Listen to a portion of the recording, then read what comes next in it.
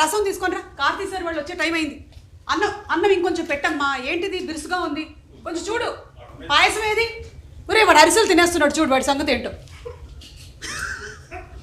ఇది చూడు, ఇక్కడ చూడు, ఇక్కడ చూపించవు అయ్యా బాబు, ప్రొడక్షన్ వాల్యూ తెలుస్తుంది నీకు.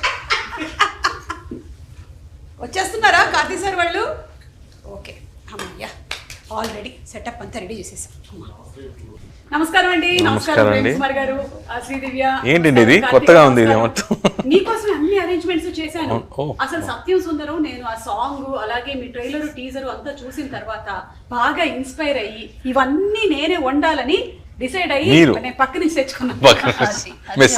అది చూడండి ఏమేమి ఉన్నాయో అందులో ఐటమ్స్: బొబ్బట్లు, అరిసెలు, సున్నుండలు, అలాగే గుత్తి వంకాయ కూర, ఆవకాయ, ముద్దపప్పు, అప్పడాలు అన్ని. ప్లీజ్ ప్లీజ్ తినొద్దా ప్లీజ్. అప్పుడే కాదు, మేము కొన్ని మొత్తం పెట్టి తినొద్దు అంటే ఏంటి? కొంచెం సత్యం కెమెరా ముందు కొంచెం డీసెంట్ గా. ఎలాగో మీరందరూ ఏదో ఒక డైట్ లోనే ఉంటారు కదా యాక్టర్స్. ఈ సినిమాకి మాత్రం అలా ఏ అవసరం లేదండి. అవునా?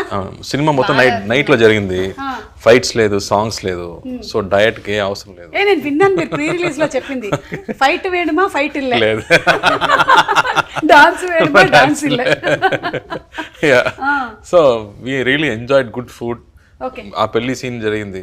ఐ థింక్ 3 days మొత్తం ఫీస్ట్ మనందరికి. Okay, so all 3 days we had to eat only, no nothing else for 3 days.